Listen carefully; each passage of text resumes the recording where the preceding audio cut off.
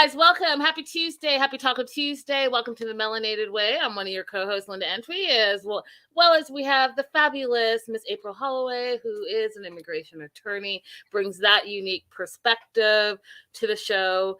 Shout out to the live chat. Y'all got here early. Listen, y'all, I barely got my life together. Listen. Y'all. Monday was Tuesday to me. I was telling April, like, are you ready? She's like, what? It's Monday. And then Tuesday came and I ran out of time, and then boom, boom, boom. It's 2:30. Ugh. But we're here. We made it. Welcome. Bienvenidos. Bienvenidos. We are covering Match Me Abroad, Season 1, Episode 6. Bring me a ring. Bring me a ring. Go ahead and do the Beyonce song. If you like it, then you should have put a ring on it. If you like it, then you should have put a ring on it. That part. Okay, let's do a little bit of housekeeping. Bottom of the show, you can see where you can support the show. Shout out to C. Cruz, who has many AKAs, but I figured it out. It was C. Cruz that sent me a lovely little something on PayPal yesterday, and it's just a really sweet note saying, thank you. What did she say? Enjoy all the work you put into your shows. Thank you. Well, thank you, C. Cruz. I appreciate you so very, very much. So you can see where you can do that. Super chat, super stickers are available while I have your attention. Go ahead and like and subscribe, and tell a friend to tell a friend. Head over to April's page. She is streaming simultaneously right now. And go ahead and like and subscribe over there. All right. We got that out of the way. How are you, April? I'm decompressing. Today was a lot, but it's okay. It's okay, guys. We rise above. We'll enjoy a silly time talking about this show, okay? And still we rise. Okay. Yes. And I'll rise up. Yes. All right. Overall thoughts of this episode. My overall thought of this episode is I don't want candy from your back pocket. Oh. All right, then.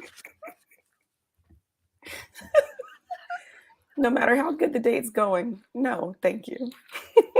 Oh, well, all right, then. I love this episode. I loved it. I kept saying, yay, yay, yay. And then I realized, even in Americans, some of those accents sound like a whole different language. I was like, thank God they have, subtitles? The subtitles, because I had no idea half the time what he was saying. I was like, wait, what?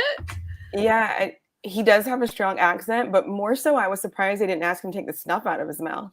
Is that what it was? I was just having a whole hard time. Like, he's 100% cowboy.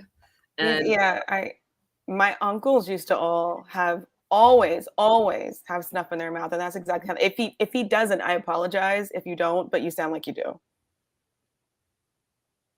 That's how they all sounded. I feel like Chad has a lot of baggage, but we'll get. Oh God, yes. Like a lot. And who are all these men still living with their mamas? Like, what is happening right here? Honestly. So I wasn't clear on that. I wasn't clear how he described it. If they just live beside each other or they live together. No, he described it as they live beside each other, but like on the same acreage. So there's like 8, 9, 10, 11, 12 acres of land, and he lives in one house and she lives in another house. Oh, okay. And like, okay. But still. I like that. If I couldn't do that, I would put my family on the same compound. I would. I like the compound idea, but that is not the vibe that I'm getting, April. He lives with his mama. That's the vibe I'm getting. So let's get into it. So Harold, Harold, what did you think of his segment? Okay. I am growing increasingly concerned that Harold doesn't see women as human beings. But maybe it is just me. Is that what you got from today? That's what I why was he immediately like, oh, we have such a deep connection before he even asked any real questions about her. Why is he immediately sexualizing her? And why is he pushing to get into his hotel and bedroom? Well, that's just a whole Debbie Downer. All of those are valid questions, and you're probably absolutely right. However, I was cheering because I finally felt like he at least had someone that was more realistic, someone that had things in common with him, and someone that had the patience to deal with him. I think Mhm. that his outfit made a huge difference. I think leaving the suspenders at home and having that makeover made a big difference in how his date perceived him and received him. So I was happy about that. Um, and I was happy that he was like, "Hey, I'm going to dress for a cool. I'm going to dress coolly because it's a hot day." So recognizing that, hey, you have some other options. You saw the suspenders, you picked them up and you put them back down. Great. And even just a little bit more confident. He said it. He feels more confident in his new clothes. And I was like happy about that. Now, did he revert to some of his old ways? Yeah, he drew this. He had a special drawing for Michaela, and you haven't even met her, so you don't really know what she likes. Maybe she doesn't like orchids or whatever that was. But like, I get the effort you're intending. But it's like Stanika's day. It's like everyone bringing her flowers, the flowers start to lose meaning. So you just drawing for whomever, it starts to lose meaning to me. That's how I felt. Like, oh, so this is your thing. Right. Right? It's for you, not for them. Yeah. And so there was that, but he meets Michaela and he greets her with, long live and prosper. And I, for a minute, thought, oh God, this is going to go terrible because he's already being like a weirdo. But she absolutely loved it because she's totally into Star Trek, totally into like Comic-Con and video games and computer games and all this stuff. So she embraced that. They even hug. There was like a bit of a name snafu.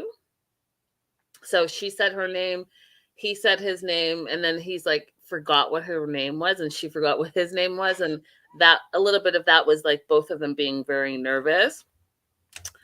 And then she picked up the date. They were going on a tour of an old factory wastewater treatment plant, which I thought was an interesting place, but they both loved it. What were your thoughts on that? So, like, the first thing I thought about was, remember when Paul made Karini go on the tour of the water treatment plant? Sure do. But this was completely different, but that's what I thought at first, but this actually seemed like a pretty cool tour. So I maybe the matchmaker told her a little bit about Harold for her to pick the activity? probably said he likes a lot of the same things that you like because she seemed to enjoy this wastewater treatment tour as well. Would that have been something that you would enjoy? I would. I would have enjoyed looking at old technology, old architecture. Yeah, I would have liked that. As Nice. long as it didn't stink. Karini was complaining the one they went to smelled really, really bad. Yeah, yeah, yeah. So both loved it. They both loved the wastewater treatment plan. They both found it super interesting, and Harold was able to correlate his experience with his job, which I thought was an important thing and very astute of him. Yes. So he was like, I work in nuclear power plants. I'm a radiation protection person. And so he was like equating all of like the steam engines and the big architecture stuff to his job, which made it relatable to her. And I thought, hey, good job, right? Good job, Mhm. Harold. Like you took the cue and you ran with it. So they're looking at like steam engines from 1903, and he's explaining how none of that technology exists anymore, and how big the technology is, and how with that technology, with the newer technology, we can't recreate what they've had since 1903, which I thought was interesting. Like, I'm like, look at me learning something from Harold. First impressions, Michaela thinks that Harold is kind and clever and nice. And she thinks that he's not a normal sexy, but something is really nice inside of him. And that to me was really important, because we've been saying since the beginning of this new show that he really needs to understand what his expectations should be, where his limitations are, and he needs to be open to someone who's going to accept him fully for who he is. And I felt like we had a bit of that in Michaela. What did you think? I think so too. I think that has some return attraction for his personality. Neither one of them mentioned the height difference. So yeah, I felt positive about that. So yeah, me too. So he goes on to talk about how being on the spectrum has affected his dating life.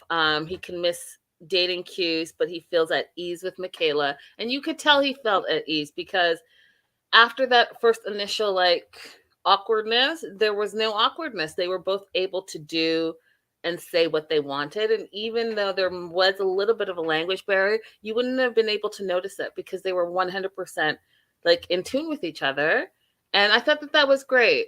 Now, I know you said like at the top of the show, like you were worried about him like sexualizing women and not seeing them as full beings. But I'm going to say baby steps with him, right? Like I think that because he hasn't had any of his behavior corrected, because he doesn't know, like he said, the social cues. He doesn't know what he needed to correct. But with the matchmaker, he's learning step by step, like, oh, at first it had to be, Barbie, right?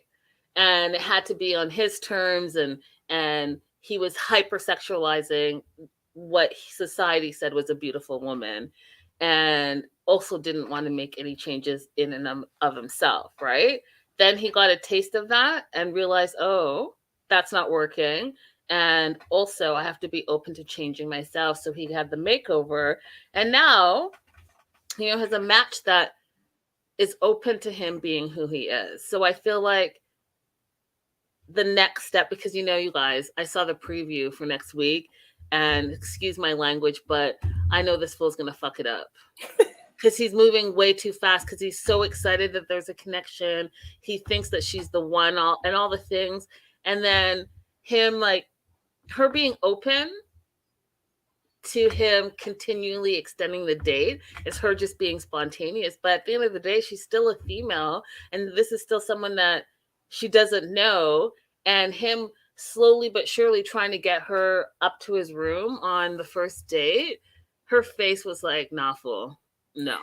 Yeah. Now, if he goes on a third date and does the same thing, because remember, he asked the first date to come back to his hotel as well, missing all of the cues, then we'll know that's just, he thinks that any woman who entertains his conversation can be invited to come back to the room with him. And that's just wrong.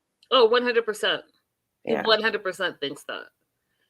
Because he's doing the exact same thing over and over again.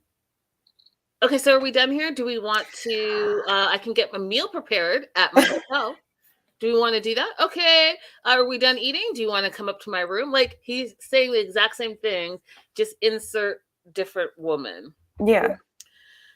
But in the meantime, he's feeling excited and hopeful about Michaela. He's talking about how love comes unexpectedly, sometimes even in a sewer, given the right conditions. I thought that was hilarious. I was like, that was really funny. Look at Harold make a little joke. I didn't know if he knew he was making a joke, though, but it was funny.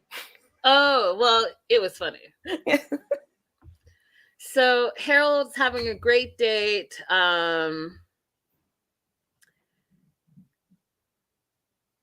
He's getting a little bit like sentimental on the date, which I thought was interesting.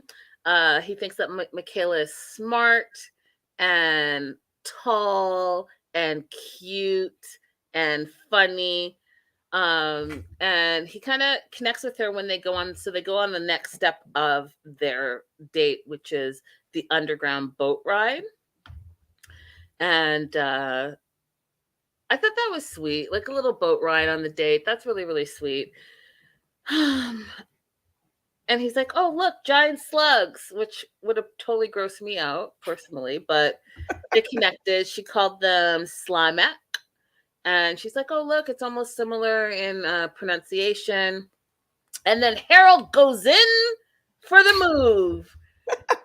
And his move was he quickly put his arm around her shoulders. And I was like, "Oh, okay, Harold, we see you." Did you think that was sweet?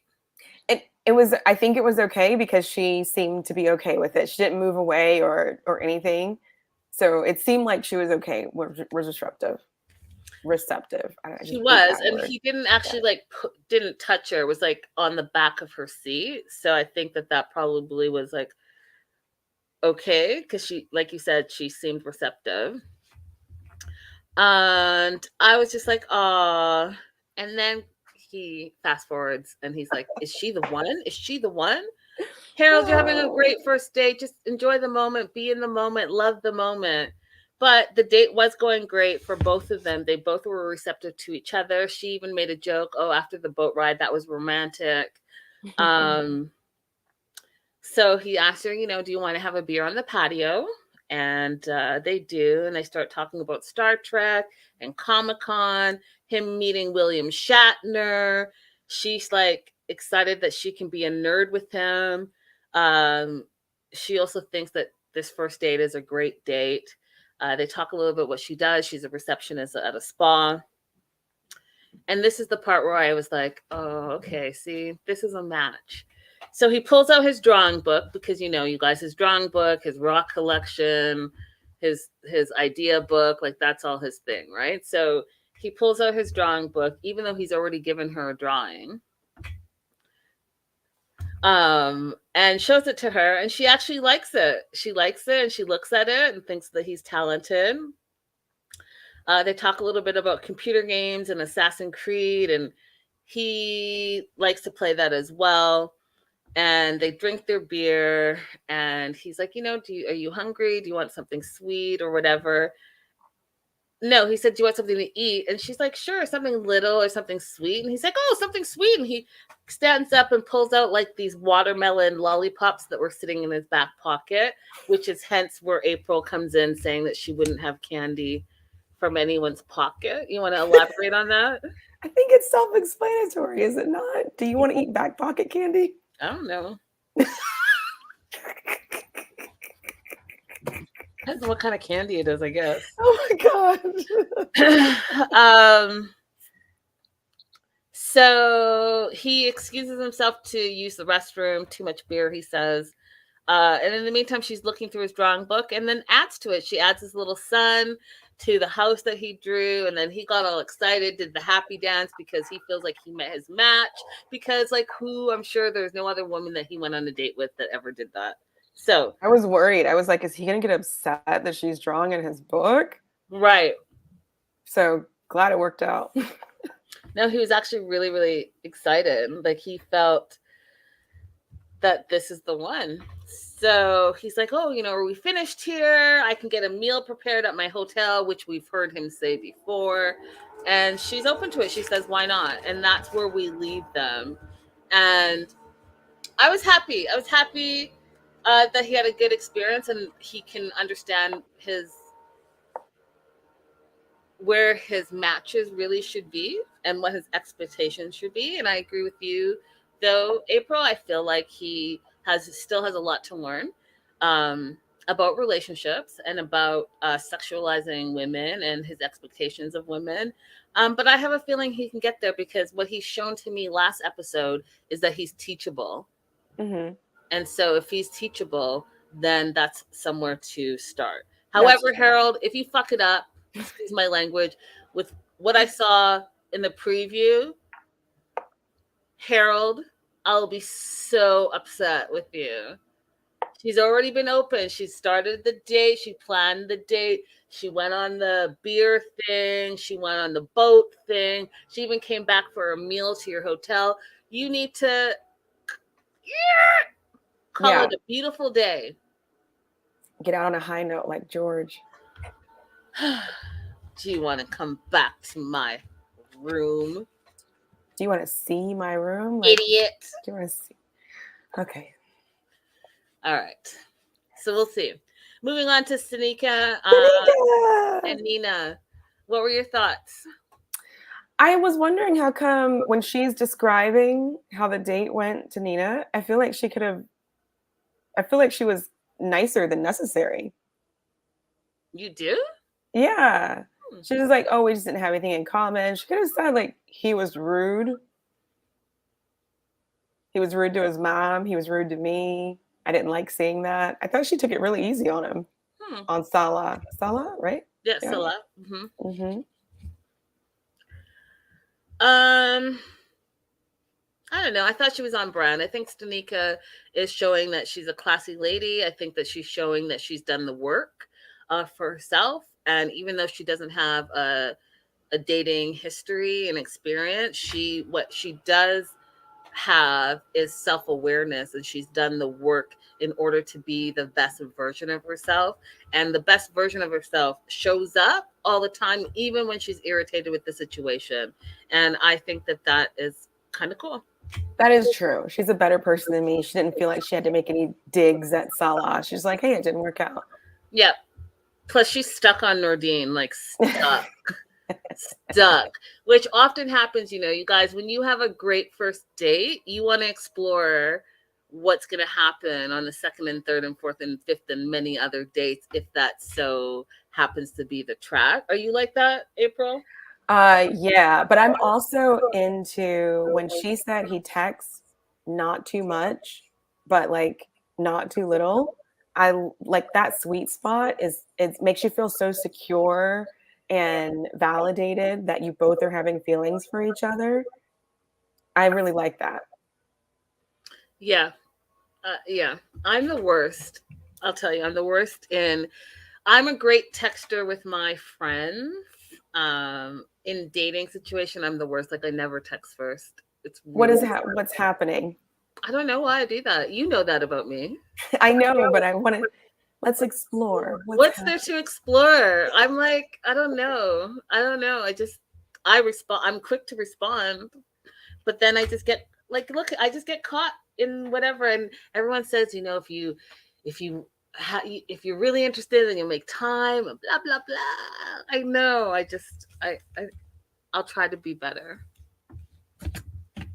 if they're worth it. Only. Yeah. These last fools have not been worth it.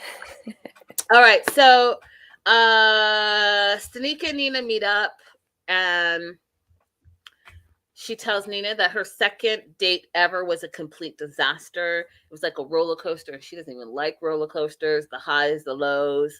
And she just said, you just know when someone's not for you. And he was not for her. Salah was not for her. And I like how she said to Nina, that date was not it. There is no chemistry. Hi, Busola. Hello, do you remember her from last week? I do. Canadian, Nigerian. Yes, so we're all Canadian here, welcoming you once again. Here we are lying again. Okay. So she says the date's not it to Nina. There was no chemistry, nothing in common, and it just didn't go well. And Nina says, it's a gamble when you do this line of work, because Salah represented himself differently when she was doing the intake interview. So he really did give a different impression of himself. And so sometimes that's what you have to deal with, because, is it Chris Rock, Chris Tucker? One of the Chris's said, when you first meet someone, you're meeting their representative. And that is absolutely the case in dating, especially. So Nina apologizes to her, said, sorry, you had to deal with that.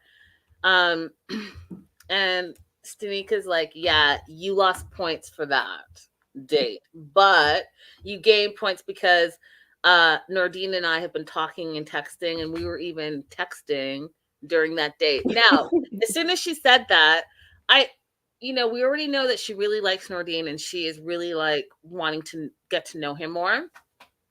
But do you think that that had something to do with how her second date went? Because she wanted to be somewhere else. I don't, because she wasn't texting him when Nina was with her. And that's when things were going wrong. She starts texting him later on after they rode the motorcycle together.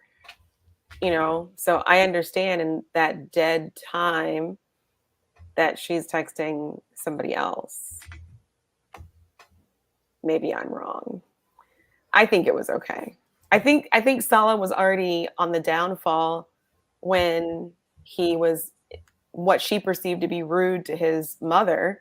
And then when she wanted to ask him questions about it, he got kind of defensive, whether it's because of the translation or because that's how he normally is. It just wasn't going well anyway. Mm-hmm. Okay. So the live chat seems to agree with you that second date was pitiful. The date was just bad. So she's going back and forth with Nordine during her date with Salah, but the date was like, she was over it, right? yeah. So Nina has another match for Stanika, but Stanika's not actually really open to it. She wants to go out on another date with Nordine, and Nina's like, hey, I don't want you to put all your eggs in one basket, and specifically Nordine's basket, because you've only gone on one date with him. You don't actually really know him. You came all the way here to meet men. And so I want you to meet men because you're only going to know what you like and don't like by dating various different men. So, like, for example, you had a bad date on date 2. Now you know what you don't like. And I'm tending to lean towards what Nina is saying. I think that she should continue to explore, because here's what I don't want to happen. I don't want her to have put all her eggs in Nordine's basket and the second date be a bust. And then she had wasted all this time because she's romanticizing in her mind how great the next date is going to be. What are your thoughts on that? Same. I think she should do both. Go have a second date with Nordine if he's back in town, and also have continued the dates with your matchmaker. But I think Nina should not send her on any more dates with people who don't speak English, because it's going to be an automatic, not downgrade, but it's going to be automatically they can't be better than Nordine on that date. So only people who are at Nordine's level or above from this point on. I feel like Salah's interview could not have put him on Nordine's level. Right. Absolutely. Carol says first dates can be promising, but not the second or the third. So Sanika's a little bit wary. She kind of just doesn't want to go on any more dates. And she puts it this way: I don't want to go on any more of Nina's dates.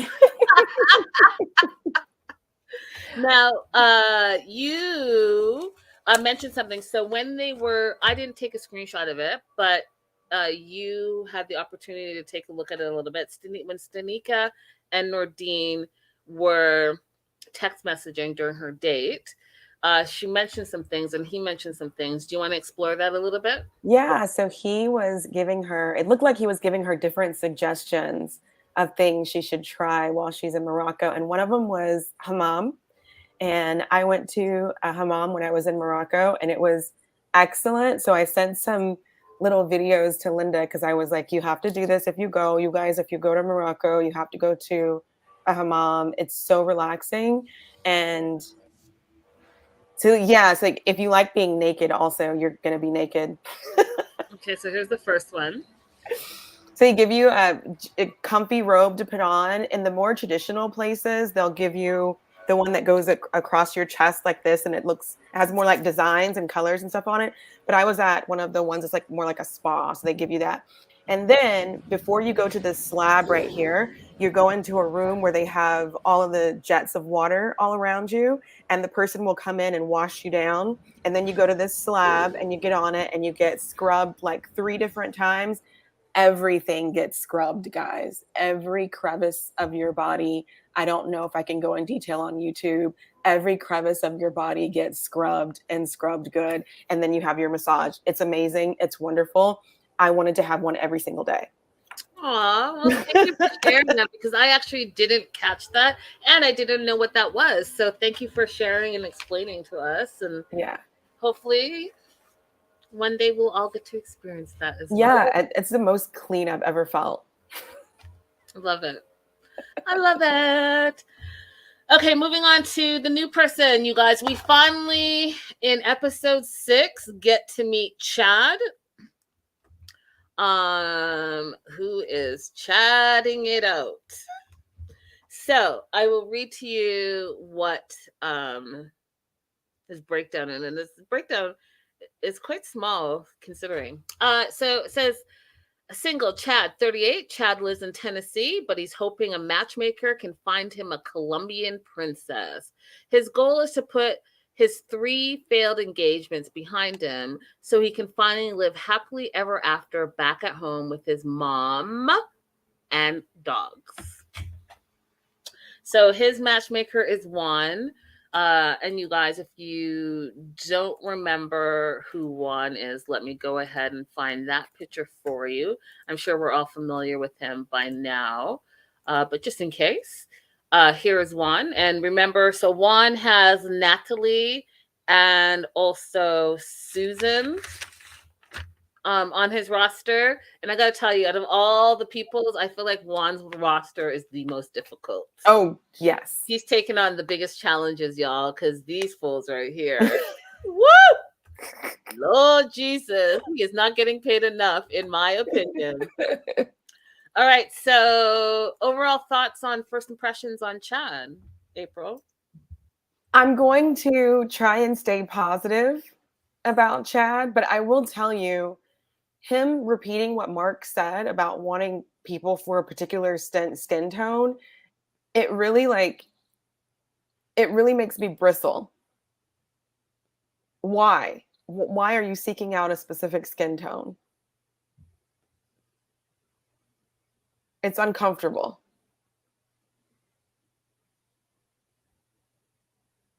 But I'm going to try and stay positive. Maybe there's more there we don't know about him. I was really sympathetic listening to his background. I don't know if it was a combination of Father's Day just passing or what, but I did get a little emotional when he was talking about his background. But so I'm going to keep an open mind and see, how Chad develops. All right. I'm glad you went first, because I was about to tear him a new one, but I do find his story about being depressed and not wanting to date because his dad recently passed, very relatable. So I will give him that. My first impressions of Chad, though, were I felt like I just felt like he has a lot of red flags for me personally. I think I said this to April off air, but I'm realizing more and more, depending on where you are in America, like you guys have some crazy different accents that I'm like, is that English? Like I even have to be like, wait, what? I found him really hard to understand. And I was shocked on how introverted he was. And he didn't try to make it easy for anybody. It's like, cater to me, cater to me, cater to me. Meanwhile, I'm not trying to make any type of effort. That's what my impression was. So who is Chad? Chad, 38, Tennessee, lives on a bunch of acreage with his mom, Patsy. He's from the South. He loves outdoors. He loves dogs. He should probably be matched up with Susan because his dogs are like his children. He works for a shipping company, drives a tractor trailer truck. Hobby that he said like a million times is that he loves to cut grass. And when he continued to say that was his hobby, that's what he likes to do, that's what he likes to do to decompress. Okay, I get it. But how many times are you going to tell us that? But he loves to cut grass. He predominantly loves to cut the grass so that there are those specific straight lines that you can see in the grass. That brings him joy and happiness and peace and love and rainbows and unicorns. Takes the stress away from his life, and he's been feeling stressed because he's anxious because he is looking for his perfect match.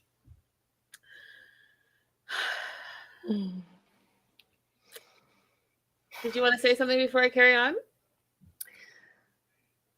No. Lots of land. He's living on lots of land. You can tell that he's like, a gardener type of person. He was bringing in flowers and mulch and all that stuff. Wanted to make sure that we knew that he had 8 acres of property. His mom lives beside him on another 4 acres. So they have 12 acres of land between the two of them. He's really been there for his mom. His dad passed 3 years ago. He was really close to his dad. He misses his dad a lot. Brought him into a dark space. He's been grieving ever since. He hasn't wanted to date as well because he was in that dark place, depressed, but realizes now that his dad would want him to carry on and live his life and live his best life. He also wants to honor and cherish his family by having a family of his own and having children and creating grandkids for his mom.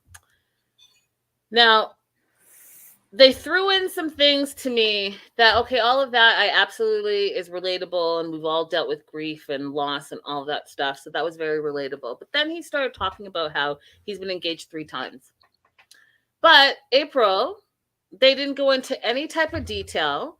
When were you engaged 3 times? Was this back when you were 18, or is this more recent? Was it spread across? I need some more information. I need some more background, because the number of times you're telling us that you were engaged 3 times, but why and when is important to know. That's all true. We know is that he's been engaged 3 times. He feels like he rushed all 3. His mom says it's because he's been wanting someone so bad that, he's just filling in the blank. Insert fiance here, insert fiance there.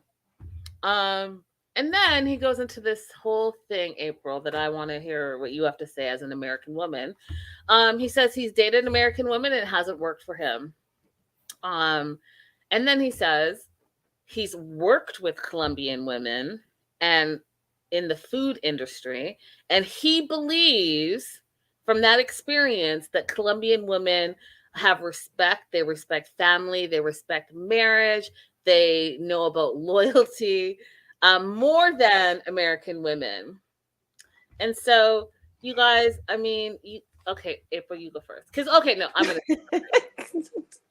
Go ahead. I don't know how you're doing apples to oranges. I don't know how you're getting from A to Z. I don't know how you're making the math, but you've dated American women and then said that you've had bad experiences with them and it hasn't worked for you. But then in that same breath, you also acknowledge that you rushed all 3 of your past engagements. So I would hope that you would take some ownership for that. And then you've never dated a Colombian, but you've worked with them.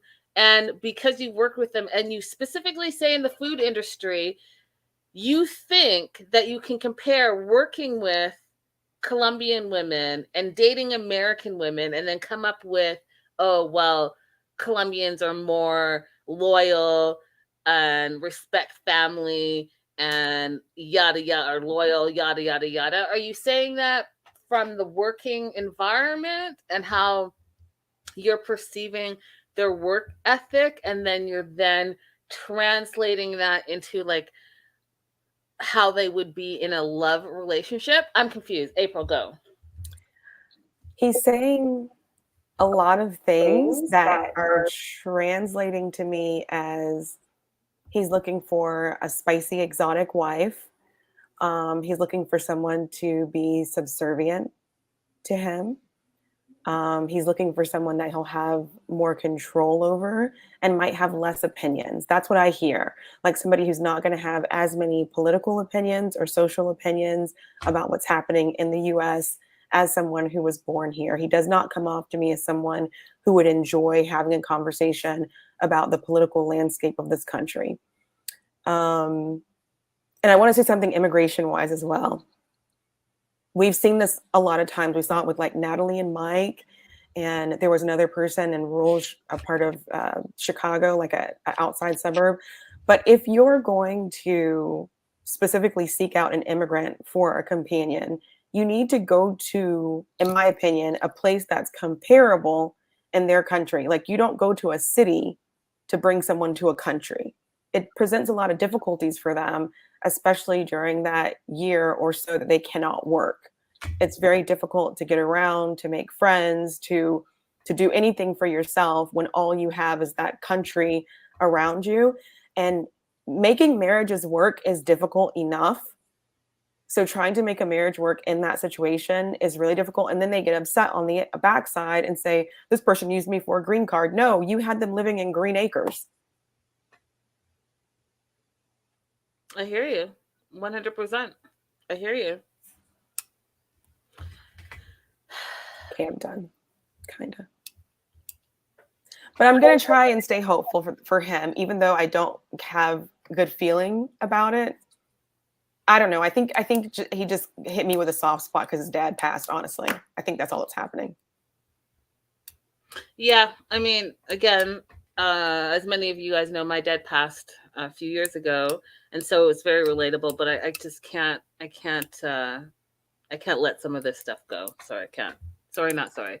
So when he said that he loves, quote, their skin tone and dark hair and how they're always smiling and happy, I'm sorry, I got triggered because I have come across many men in America who sexualize Black women in that exact same way. I love your skin tone. Oh, your skin tone is so beautiful. Can I? No, you can't touch it. So weird. And then the whole, you should smile more. You should smile more. It makes you less intimidated. It makes you more approachable. Like all that. And maybe it's just triggering to me because I've experienced that over and over and over again, as a Black Canadian in America. I don't appreciate it because I think that you're looking for something specific. I think that you are sexualizing a whole race and culture. And especially know nothing about it because, again, he's never dated a Colombian. He said he's worked alongside Colombian people in the food industry, but that's all he knows. He has not even traveled. He's never left America. He's never left his state. He's never been on a plane. He doesn't know anything about it. But yet you're sure that you like their darker skin tone and long hair and how they always have a smile on their face. That to me sounds like you're hypersexualizing a whole group of women, and I just don't like it. Absolutely. Rant over. And you're not alone in feeling like that. No. It's quite terrible. Okay, so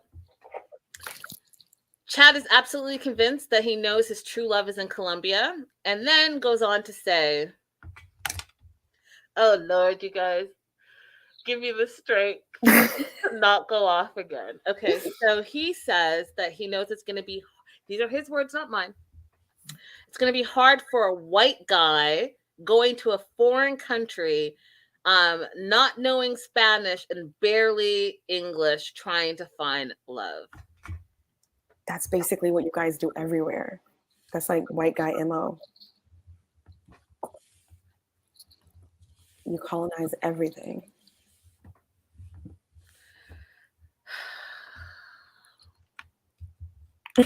Now, Chad.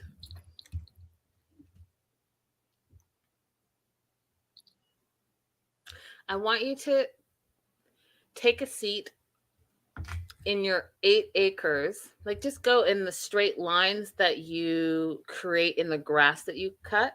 Go ahead and sit down somewhere in that pasture. I want you to think about how you can take responsibility for your own actions. I want you to maybe call Stanika and ask Stanika, what type of self-work did you do in order to figure out who you were as a person? Because Chad, okay, hard for a white guy going to a foreign country. You can't even make it work in your own country, which is America, okay? And so in America, you're saying American women are the problem. And now it's going to be hard for you to take your show on the road and go to a foreign country. And as a white man, that's going to be hard for you. Those are your words.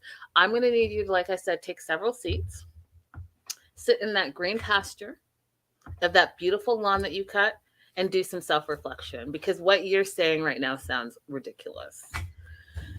Oh, I think I did that very well. Very succinct. Thanks. Juan is his matchmaker. He loves Juan. He thinks that Juan is easy to talk to. Juan cuts up with him. And Juan's opinion of Chad is that, you know what, Chad is determined to find love. And one of the bad things is that he's a country boy. And like April was just saying, you can't bring a country boy into a big city like Medellin and think that that's not going to be a problem. However, Juan thinks that maybe they can use his country charm to his advantage.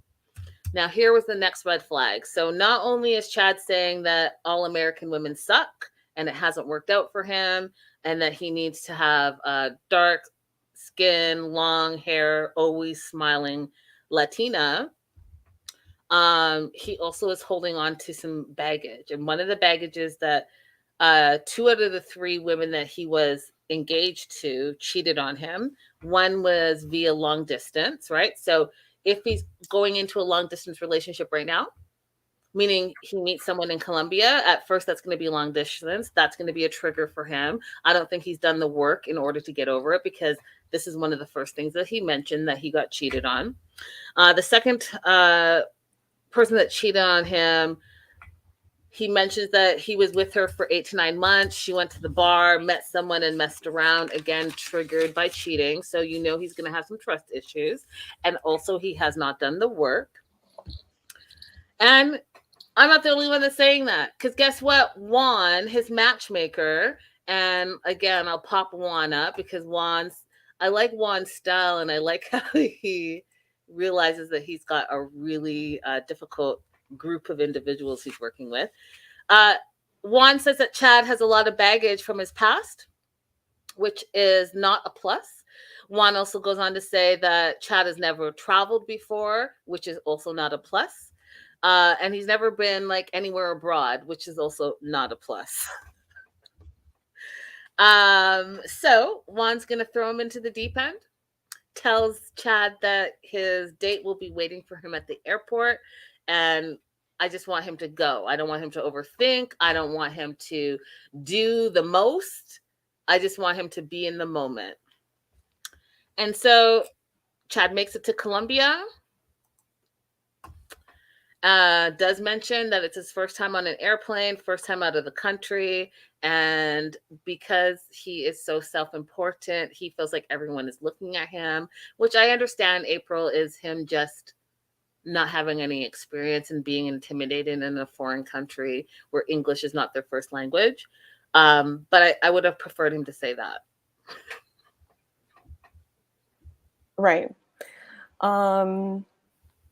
What did you think about the idea of his date waiting there at the airport?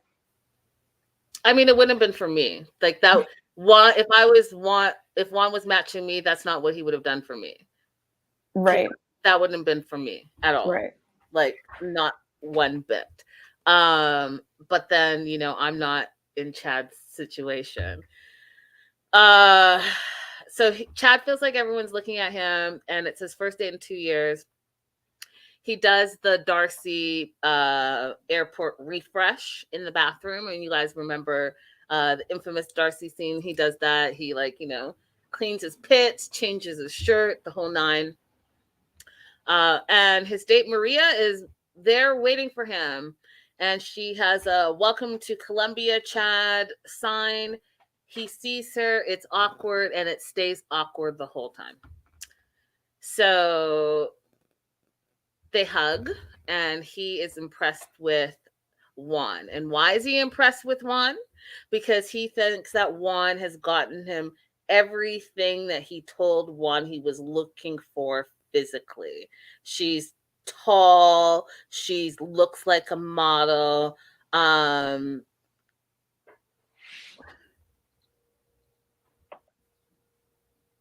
Oh, that And so he just liked the physicality of her. Did you want to add anything? Yeah, I didn't like it. I didn't like it. I was thinking that maybe I just don't like men. Oh, okay. I was like, because I didn't like it. And then I said, April, why isn't he allowed to compliment her physically? Like, why isn't he allowed to say, yes, she's what I wanted physically? Why isn't he allowed to say that? I was like, maybe I just don't like men. I mean, okay, that's definitely something that you're going to have to explore, but I think that it stood out to you because he, like Harold, is only focusing on the physicality of what they think they want, right? So with Harold, we have Barbie, blonde hair, blue eyed. With Mike and Chad, we have long dark hair, dark skin, beautiful, all the things. And yeah, we can have a type, but what else are you looking for on a deeper level? Because guess what? We match you, or they match you with exactly the physical type that you say you want, and it's not a match, because it's never going to be a match if you're going to be so superficial that it's only about the looks. Correct. Okay, so he thinks that she's tall, beautiful, beautiful, beautiful model. Her first impressions is that he's a typical American, like a cowboy movie, doesn't speak any Spanish. But she's going to try to get to know him. So she's going to give him the benefit of the doubt. But he comes across like a lot of Americans do, you guys, where you just come in all American. And you know what I mean by that, April? All American in a foreign country, and then everyone has to bend to your ways. What? You don't speak English? What? Why is everyone looking at me? Oh, because I'm being loud? What? Where's McDonald's? You got Walmart here? No Walmart? How you not have Walmart? We forgot to mention earlier how he was like, oh, I'm having trouble with Spanish because I can't roll my R's. Sir, you're having a lot of more problems before the R. You're having problems with A, B, C, D. That part.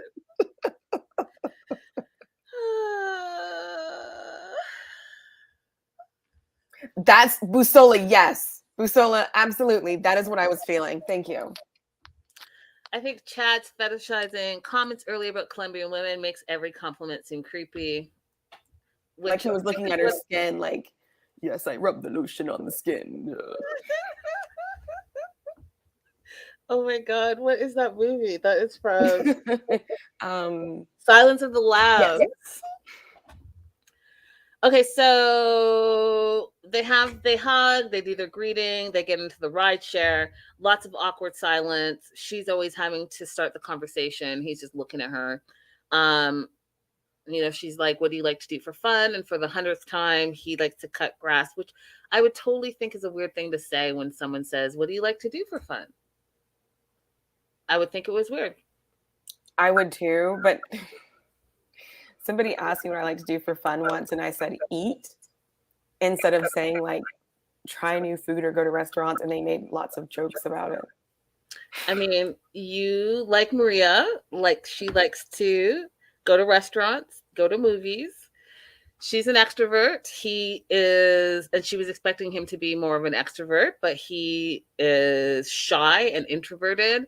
And he even said that, like, he's sitting there thinking, oh, should I have come now? Does she like me? Should I not have had this date? So he's carrying a lot of baggage, you guys. And I'm hoping that he will be able to get to the root of the baggage before he, throws that baggage onto somebody else. But I have seen some of the previews, and it doesn't look like it's going to go very well because he hasn't done the work yet. You know, he had 3 engagements that didn't go forward, and he didn't consider that he was the problem yet. So it's probably not going to happen now. Right. He's not the problem. All the American women are. Sir, stop it. Hi, it's me. I'm the problem. It's me. And last, and very problematic in my opinion, Susan. What were your thoughts on Susan?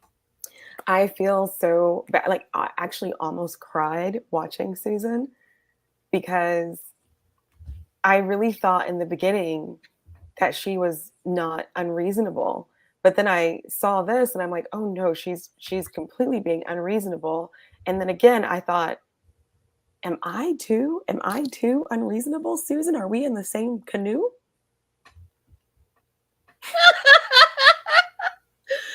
I'm only going to laugh. That's it. I'm not going to say anything. I'm not going to say anything. I've always thought since episode 1 that she's unreasonable and she's not open and she's less open than she thinks she is and she's not flexible and her list of has to have is extra long.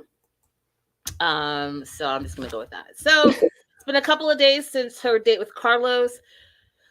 Even though, in her words, he was fun, loving, energetic, adventurous, she feels that he's too young for her.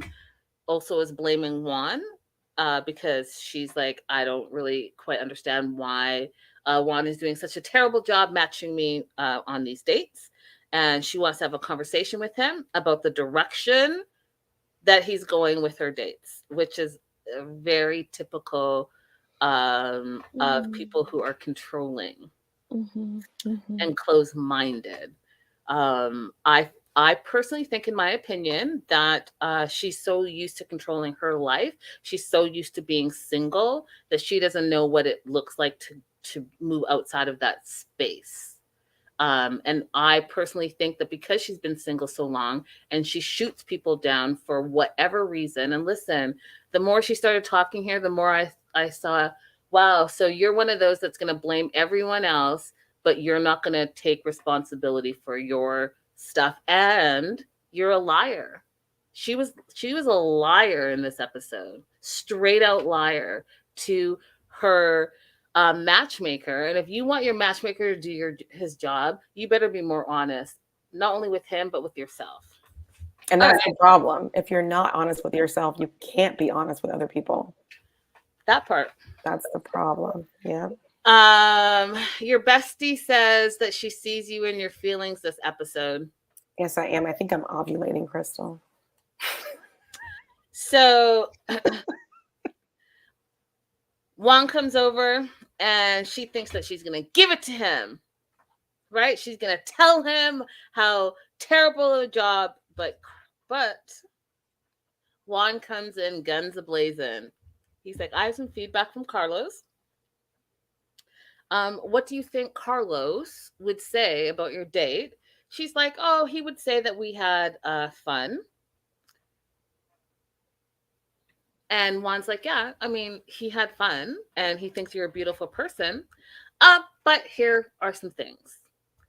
You make excuses to avoid some topics, and you do that by bringing your little toy poodle dog who you, in your words, call yourself being an overprotective dog mom, but he sees right through that, as does Juan.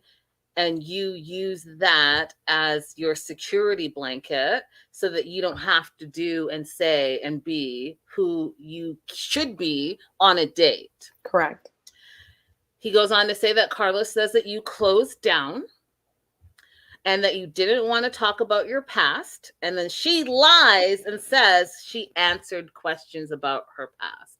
And I'm going to need her to go back and watch the footage, because in the footage, she freaks out and says, you don't know me like that. I don't know you like that. So we're not going to talk about this.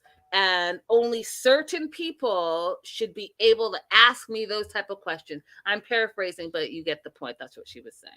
Yeah. She didn't want to talk about it. And she lies to herself. She lies to Juan and says that she answered questions, which she did not.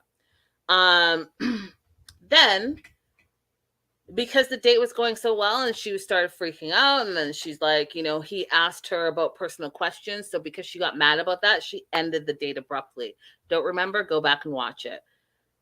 Instead, she lies for a second time and says that they ended the date because her dog hadn't eaten all day. Now, April, if she is and all the dog lovers out there, you know who you are. Okay. I just watched a TikTok of a woman and her dog. She built her dog a whole room a bed and a whole room, a TV, the whole 9 yards. So you extreme dog lovers, you know who you are. You do anything for your dog. So if April, I keep saying April, if Susan is this quote unquote overprotective dog mom who literally says she travels all over the world with her dog, didn't want to board her dog, brought her dog on this trip where she's looking for love, okay, says she's a dog mom, right? She's a mom. She refers herself to as a mom to a furry animal. Okay. If she's all those things, then how are you going to lie to Juan and say you ended the date because hold on.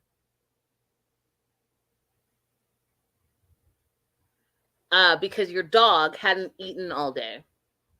If you're such a great dog mom, would you not have planned for that? So in that bag that you're carrying your pooch in, you don't want to add some extra snacks for your dog. In the last episode, you shared wine with your dog. You let the dog lick the wine off your finger. So like, are you a wino or are you a dog mom? Because someone might say that you're an irresponsible dog mom if you didn't bring snacks and food for your dog, knowing that you were going to go on a day date. Yeah.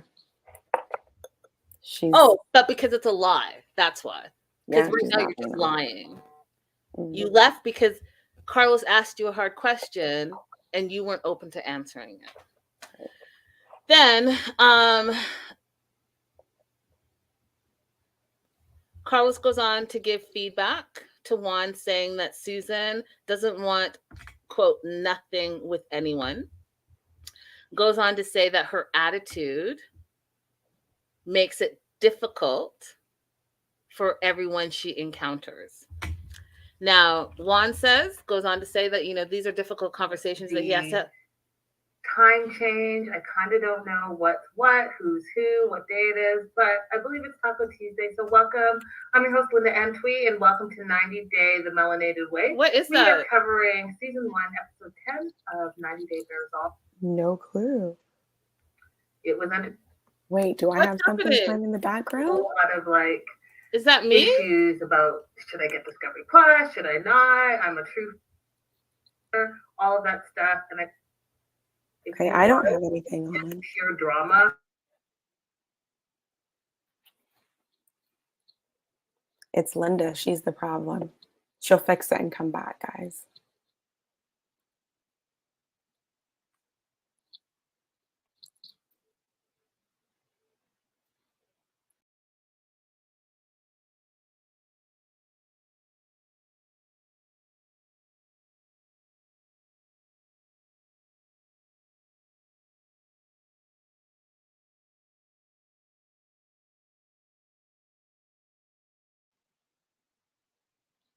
Okay.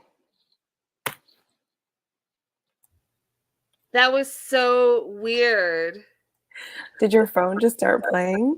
One of your videos? No, it's my computer. That's never happened to me. I don't even know where it's still coming from. I had to just anyways, that was so weird. That was like anyways, really weird. Okay, so back to Susan, y'all. Sorry about the interruption. Technical difficulties. She basically is like lying. Okay. And she doesn't realize that her attitude is the problem. She's the common denominator with all of her dates. And Carlos is like, you know what? I get it, but we're going to need to have these difficult conversations because I need you to learn and grow from this. So eventually you can find love. And then this is the part that I was like, oh, he's being serious. He's like, myself, Miguel, and Carlos, we find you guarded. And we find it that you make it so difficult for the other person that there is no second date. You find flaws in them immediately. And Juan even said in the first 10 seconds. What were your thoughts on that, April? I thought he read the situation correctly, especially because the only response she could give was, he wants to be an actor. When she didn't even ask him any questions about what else does he do to support himself, she made an assumption that she would be supporting him. And he didn't even say he wants to be an actor. He said he likes acting, but he does a lot of other things. So That's right. be clear on that. Right. So Juan brings out her list because he wants to show her in black and white because she needs to see it. Some of the things that she said she needed. So she said she needs him to be handsome. Is Carlos handsome? Yes. But then she degrades that, for lack of a better word, she degrades that fun date that she had by saying, but I didn't want to kiss him. Okay. We go back. You were ranting and raving on how handsome you thought he was. So next she says she needs funny and charming, which Carlos were both of those things. She goes on to say that she needs someone who's well-traveled and spontaneous. Carlos was also both of those things. Financially stable. Guess what? Carlos is financially stable. So she has to also make a dig in there and say, yes, but he wants to be an actor and he's doing what a 36-year-old does. Well, what does it the 36-year-old does? Because you keep saying that, but I'm not clear on what you mean by that. What exactly do you mean? If he is just as handsome and kind and funny and charming and well-traveled and spontaneous and has his own money, all the things you say, what is it that a 36-year-old is doing? I don't think she would have an answer to that question for you. Juan says she's not ready for a relationship. Juan says that she needs to be more open, and she even acknowledges that it's hard for her to be vulnerable. So she's going to have a really hard time, you guys, because unless she is willing to do the work and the inner work and confront her own demons, it's always going to be someone else's fault. And she's going to say, oh, it's because I'm picky. No, Susan, it's because you're being unrealistic and you have some personal work to do. I wonder if there would be a way for him to say, you were required to go on 2 dates with the same person. Like that's the requirement for you. I wish she does do that because she needs it. She needs to get outside of herself. But I'm curious, you guys, what you guys think in the live chat. You guys have been a little quieter than normal today. Those of you guys that are watching the replay, go ahead and comment, and we'll definitely get back to you. As always, April, it's been such a pleasure having you on the show. You guys don't forget to like and subscribe. Head over to April's page, Holloway Legal, PLLC, and like and subscribe over there as well. And we'll see you guys all very soon. Any last parting words, April? Oh, yeah. You can go see my Morocco videos because I have more about the hammam and the spa and the food and everything in there. Okay. I almost forgot our list. Oh, yeah. Your word. So we're doing a list, you guys, we're calling it our lovers list, the things that we're looking for. On April's list, Jadena, artist, curious, reflective, chunky, financially stable. On my list, humorous, thoughtful, spontaneous, financially stable in the sense that they're a giver and generous. What is your word for today? My word for today is going to be honest. Honest. Like the hard honesty, not the trivial honesty, the hard taking a look at yourself and being accountable for things you've said, done in the past, and may do in the future. Okay. My word for today is going to be loving.